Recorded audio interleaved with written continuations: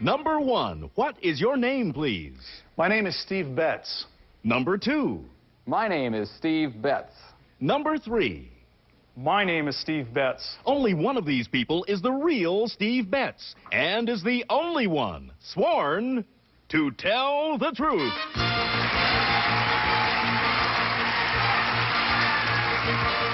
Now let's meet our panel. Actor and raconteur Orson Bean. Former Miss America Mary Ann Mobley.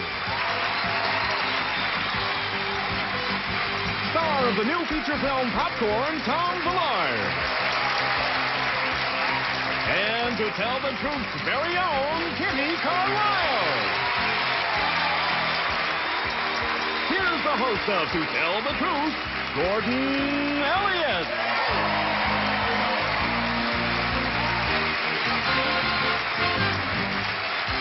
Thank you and welcome to the show. And good morning, panel. Good morning. Mary Ann Mobley, is it true that you spend your spare time with sharks? And I'm not talking about real estate developers. Or my agent. Or your agent. Yes, I do. I'm getting my advanced open water certification, and I go scuba diving down the Bahamas with sharks. And I got to dive in Epcot Center with the living seas with the sharks there. And you prefer their company to Hollywood. What a strange woman. Well, you know how to predict a shark's actions. Sometimes humans are a little more clever about covering up. You just use that southern charm on those little old bitty creatures. It's hard to say hi, y'all, though underwater. And Kitty, you look gorgeous today. Thank you, darling. I'm so happy to be here. Yeah, the men just measure up, but you look beautiful. Right. Gordon, do you know, speaking of sharks, do you know why lawyers can swim unmolested among the sharks? I do not know. Professional courtesy. Let's get right to the story presented by our first team of challengers, all three of whom claim to be Steve Betts.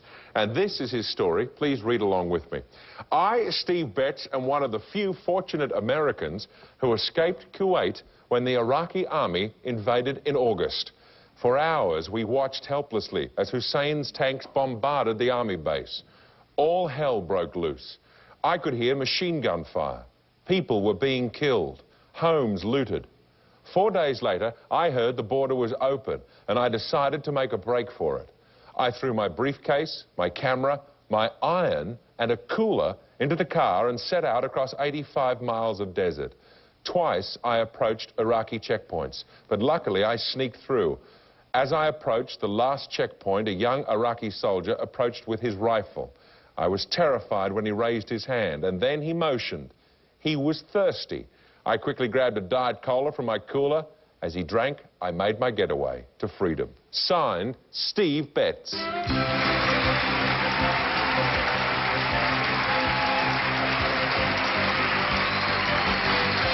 Welcome, challengers, and we'll find out more about this escapade from Kuwait right after this short break. Welcome back to the program. All right, panel, these three people all claim to be Steve Betts, who fled Kuwait in the nick of time, and we'll start the questioning with Kitty Carlisle. Thank you. Number one, where were you? I was in Kuwait City. And number two, how many cans of of Diet Cola did you have in your cooler? I had 6 cans of Diet Pepsi. And number three, did you have to give all three of them to buy your way out? No, just one. Oh, really? Number one, how far from the border were you? At that point, I was about 20 miles. Number two, what were you doing there? I was coaching swimming in Kuwait. Coaching swimming. Is there, number three, there's places to swim in the desert? Yes, ma'am, there is at the university in Kuwait City. Ah, thank you. They have a damp sponge they practice in. Tom. Number three, you brought your iron in this moment of crisis. Were you going to iron in the desert on your way out of town? No, I just grabbed whatever I could. I left all my worldly possessions behind, but the iron reminded me of my wife. Oh. He was pressed. Oh. Number two. Sorry, it's okay. Sorry, Tom, carry on. Number two, who did you hear that the border was open from? How did that information come to you? I telephoned the Saudi embassy. Number one, where did you go after you crossed the border? What was the next leg of the journey? I went to Dhahran, and I flew out of Saudi Arabia. And number one, and that was easy to do, that part of it? I'd already gotten the okay from the Saudi government. Mary Ann. Number two, what qualified you to be a swimming coach? I swam in college, and it's what I always wanted to do. Number 3, how many were in your party when you made your escape? I was alone in my car, and a basketball coach and his wife were following me in their car. Number 1, how did you find out that there was a possibility that you may be able to escape over the border? When I called the Saudis, they gave me the route. Number... That was very helpful of them, Orson. Thank you, Gordon. I felt so proud when I heard about this story because it says one of the few fortunate Americans, but it was so gutsy of you to take a shot. Number 3, were you tempted to just lay low and stay where you were? Yes, sir. That's why I stayed for 4 days. Yeah. And I thought that they were going to leave. Number 2, what odds did you think you were up against when you decided to make a dash for it? 50-50. Yeah. Number 1, did you think that you might get shot? There was a distinct possibility. Yeah. In fact, I grabbed the iron as a weapon. As a weapon. Oh, mercy. Well, I don't know. Heavy artillery. Yes, really. Number 2, maybe it said it in here, but how long did it actually take you in terms of hours or days to make the actual escape? About an hour and 15-minute drive. Oh, it was that quick, an hour and 15. Number 3. Okay, we've got to leave it there. Time is up, panel. Time to vote for either number 1, number 2, or number 3. Our team of challengers will receive $500 for each incorrect vote with a guarantee of $1,000. And if the panel is fooled completely, the team of challengers wins $3,000. Now, panel, if you're ready to cast your ballots, we'll start with Kitty Carlisle. Thank you. I don't think it's number 3 because he said 1 can of Diet Pepsi was enough to get him free. And number 1 had all the stories straight, and he could be a swimming coach. But number 2 looked to me as though he's had a hair-raising experience, and he's not laughing about it. All right. So I voted for number 2. Thank you very much, Kitty. Tom? I go back to this iron incident. I think it's a wonderful romantic concept to bring one along for your wife, but if I was that frightened, I think I'd want one to club somebody with. So I voted for number 1. He seemed like he'd have a mean left iron hook. Mary Ann? Well, I'm proud of whoever is the right person here, because it's a very courageous thing that you've done. I first thought number 3 because I thought the iron and being married was a very sort of, you grab the first thing that comes handy. I don't think of using it as a weapon. I got shot at in Mozambique, but I would have grabbed anything, including my husband. But I thought number 2 looked like a man who was trying very hard not to smile. Okay. And I think he's the one. All righty. Now, Orson.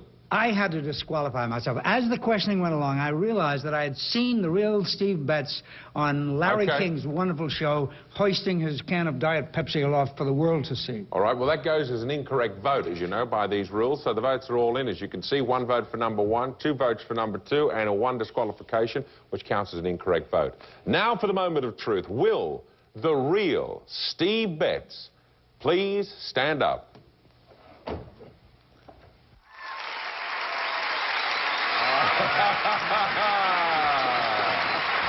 Congratulations, Kitty. You got it. That's fantastic. And are you doing an ad for Pepsi or what? No, I'm not. I really think it's not the right time with some hostages still there. Did you leave any friends behind? Too many, and hopefully they'll be out soon. Okay, I hope so too. Number 1. Who is you? Who is you? Who is you? And what is your real name? My name is Richard Jacobson, and I am a medical researcher. Okay, number 3. What's your name? What do you really do? My name is Michael Cara, and I'm a police officer, and I'm featured in the Beverly Hills Cops calendar. Well, there were 2 incorrect votes. If we include Orson's disqualification and at $500 a vote, your team will receive $1,000. But thank you very much for being with us today on To Tell the Truth. And we'll be back with the Ladies Strikes matches with millionaires right after this. Welcome back to Tell the Truth. Let's meet our next team of challengers.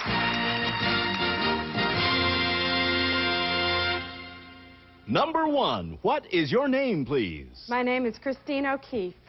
Number 2. My name is Christine O'Keefe. Number 3. My name is Christine O'Keefe. Well, it's up to you, panel, to locate the real Christine O'Keefe, and here is her story, if you'd like to read along with me. I, Christine O'Keefe, am a professional matchmaker. I've been called matchmaker to the moneyed because I specialize in drawing together the very rich and the very famous. My fees begin at $5,000. but rise considerably if you're looking for a prince, a duke, or a sheikh. I mix business with pleasure. My social life is a whirl. I go from party to party, looking for the caliber of companion my elegant clients are yearning for. I don't find dates. I find people to share lives. If you can't afford my $5,000 fee, you can read my book called How to Successfully Flirt, Date, and Mate. Signed, Christine O'Keefe.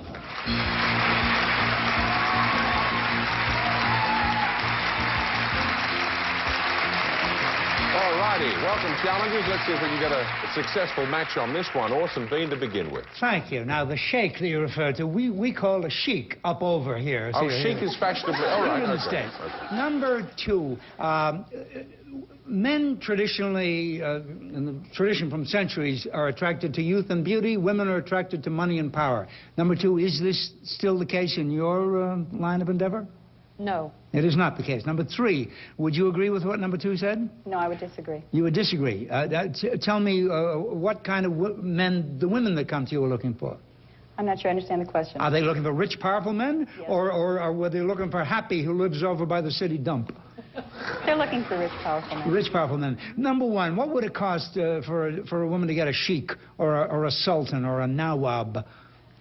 Well, since they're very difficult to come by, the fee is, it depends on how specific their requirements are. Nawabs are scarce these days, number 1. Oh, there's a special on Kuwaiti sheiks, as you put that's it right true, now. Yeah. Mary Ann.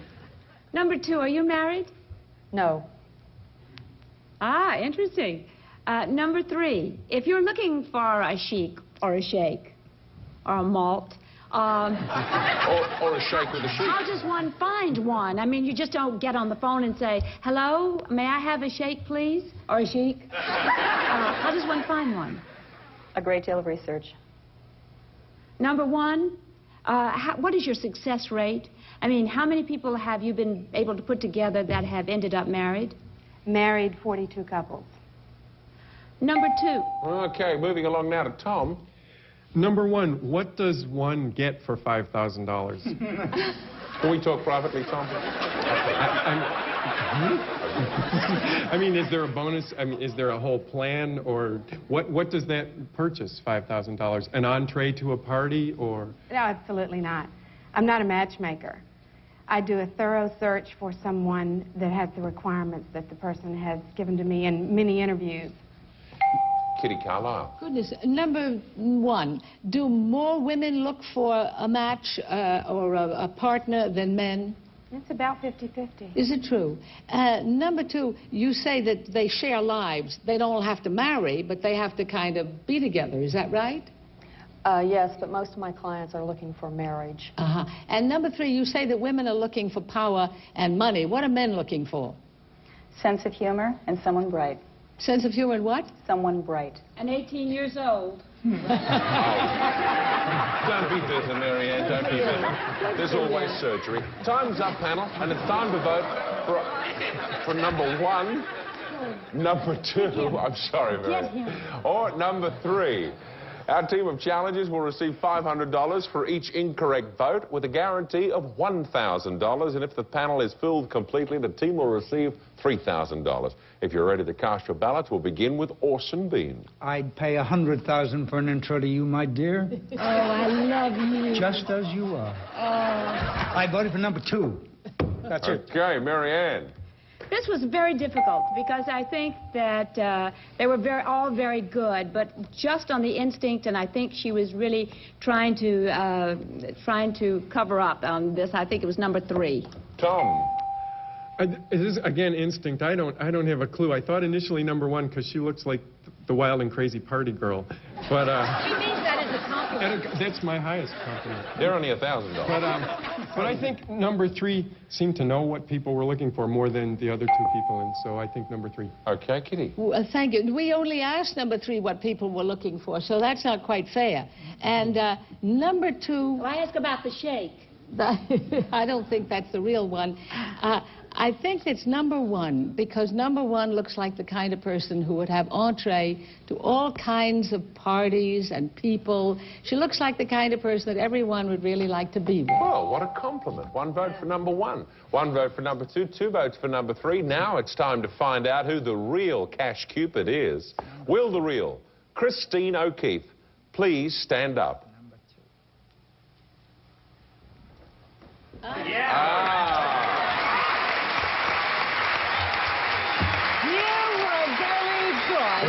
Can I ask you, Christine, what's been the most expensive search? $25,000. And who was that? Who did you find for that? A rather famous actress that was looking for one of 3 men in the Forbes 100. And she got it? She got him and she married him. And can we know who that famous actress was? No. Wasn't Liz and Malcolm? I'll never tell. Okay, marvellous. We can all see if we can look up the Forbes 500 and look up our famous actresses list. Listen, let's find out who our imposters really are. Number one, your real name, what do you do? My name is Carolyn Blaine, and I'm personal assistant to a CEO of a large national realty company. And I've never been married. Customer. Number two, your real name and occupation. My name is Sarah McKenzie, and I sell industrial chemicals. Well, you've sold us a pretty good story today, too. Well, there were 2 incorrect votes at $500, so your team will receive $1,000. Thank you very much for being with us today on To Tell the Truth. We've added something new to Tell the Truth. It's called One-on-One, and we'll be back to play it with someone from our studio audience right after this. Welcome back. Now it's time to play One-on-One with someone from our studio audience. Burton, who do you have for us today? Well, Gordon, today we have Gloria Howard of Irving, Texas. Well, welcome, Gloria. Thank you. Didn't know you'd end up on national TV, did you? No, I didn't. You look beautiful. Thank you. All righty. Here's your chance to play one-on-one. I want you to meet a lady with 2 stories. Her name is Kim Koenig. Welcome, Kim.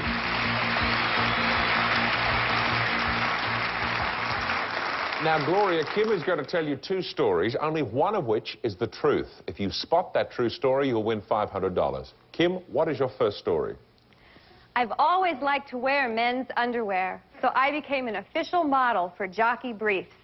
Now, that may or may not be the truth, so let's listen to Kim's second story. I train nervous women to give speeches in public. I wrote a book called Housewives Speak Up. All right. Now, Gloria, the panel are going to help you try and win that $500. They'll ask 1 question about each story. Let's start with story number 1, underwear model, and Kitty Carlisle. Thank you. What are your qualifications for modeling jockey briefs? I love the briefs.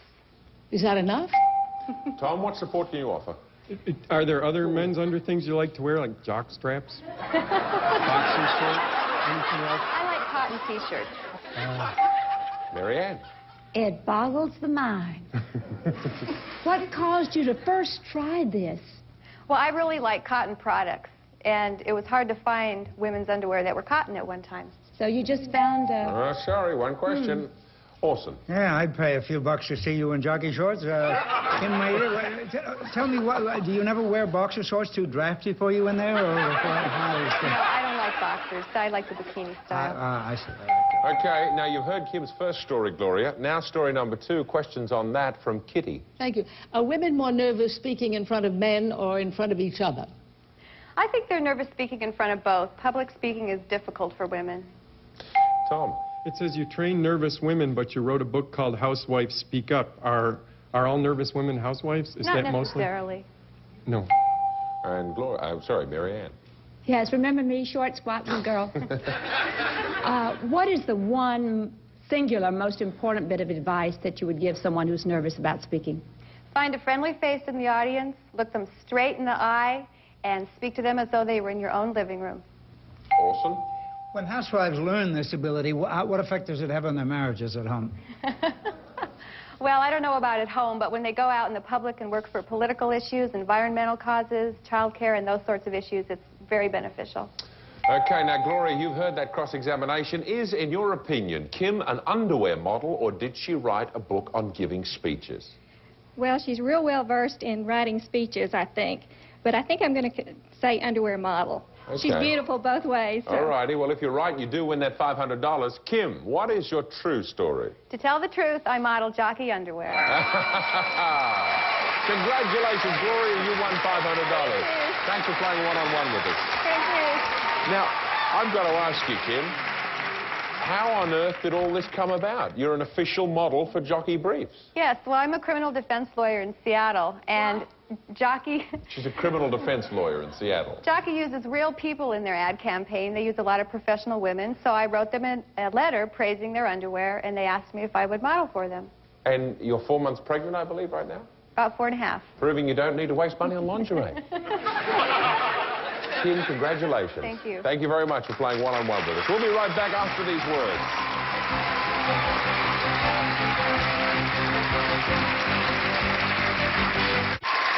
Well, panel, that's it for this edition of To Tell the Truth. And Kitty, going to see you again tomorrow? Oh, I hope so. All right. Okay, we'll see you again next time, too. Cheers. It's beat opera. And it's beat bingo every night. The game. It's Blingo. It's Word Game Heaven tonight at 7, only on GSN.